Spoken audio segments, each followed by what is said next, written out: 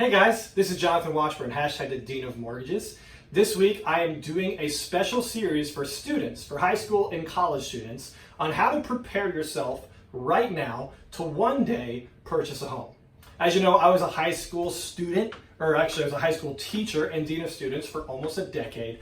I love high schoolers. I want to give back this week to you guys. You guys are some of the coolest people in the world. A lot of you I know are thinking about the next 5, 10, 15 years of your life and what they entail for you. And so I want to give back, help you guys make good financial decisions so that you could one day purchase a home, maybe even sooner than you realize. All right, so yesterday we talked about down payments. Go ahead, make sure you check that out in the comments. Like, subscribe, share on Facebook, YouTube, Instagram. If you have friends that you think would benefit from this, please send it over to them. Let's get the word out as much as possible. All right, today we're going to talk about two things that are on the minds of college students everywhere: student loans and credit scores. All right, let's talk about credit. Now, one question I often get is this.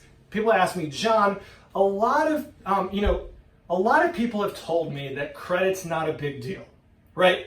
I'm young, I just got out of college, or I'm still in college, I don't have much credit. A lot of people have told me that it's not a big deal. You know, it would be terrible if I had bad credit, but since I have no credit, no big deal, right? Can I get a home? Well, a lot of people believe this because there are some very specific financial gurus that say this. One I can think of in particular has helped a lot of people totally make over their financial lives. And one of his big, soapboxes that he likes to preach on is the danger of credit cards. Now, I agree with him and many other financial experts. Credit cards can be dangerous. Our entire country, it seems, is being crippled by loads of credit card debt.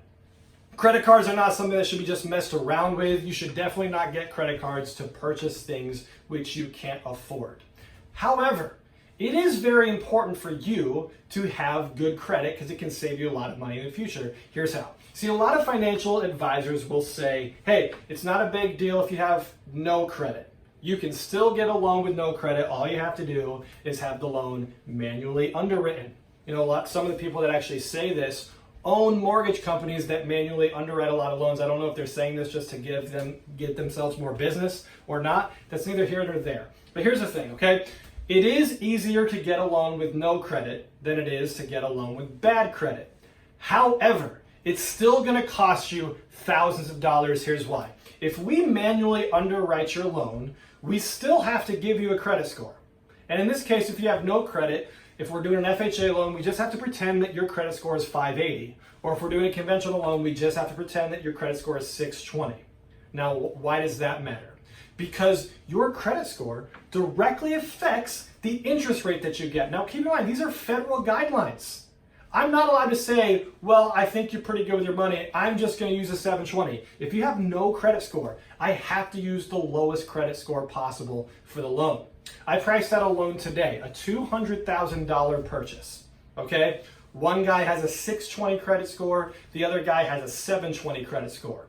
Just the difference in the principal and interest was $71 a month. 71 bucks. For me, that's like my internet and my Netflix account. Every single month. Do I want to go without internet and Netflix? Heck no. That's like a terrible life. That's no way to live, all because I didn't think it was that big of a deal to have good credit. But then I remember this. Your credit score doesn't just affect your interest rate on your mortgage. It also affects the rate that you'll get on your homeowner's insurance. It also affects your mortgage insurance premium.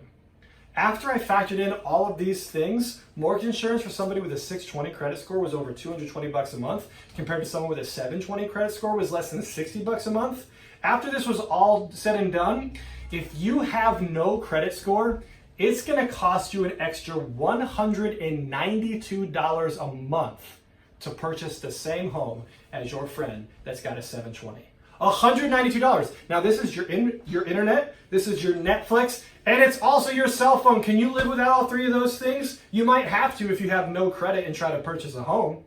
After 30 years, after 360 payments of $192 more than your friend, you know how much more money you've used? You know how much more money you've spent on your home? $69,120. There is not a single financial advisor out there that will tell you it's a good idea to spend an extra $70,000 over the course of a loan.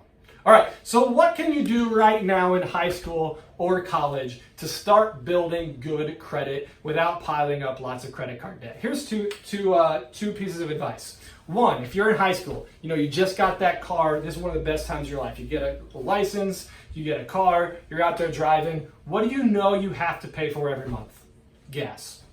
So you can go to mom and say, Mom, I'm going to have to pay for gas every month anyway. I'm going to have to fill up my car 2 or 3 times every single month just from going to school, going to work, hanging out with my friends. Could we do this? Since I'm going to have to pay this anyway, could you get me a small credit card that all we're going to use it for is paying up gas? Then at the end of every single month, we can pay it off. Pay it almost all the way down. Pay it down to like $10, carry a $10 balance. For some reason, this is good for your credit score. We'll explain that in another video. But just every month, the only thing we're using this credit card for is gas. Maybe you're in college, you could do it for books. Hey mom, I have to spend $1,000 every month on every semester on books.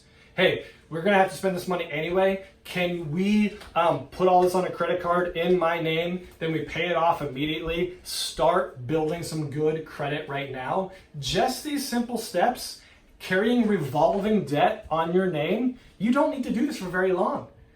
I've worked with customers that we've got them small credit cards. After 6 months, they've had decent credit scores. If you do this from like the age of 16 or 18, by the time you're 22, you might have an 800 credit score and you can get the best interest rate around.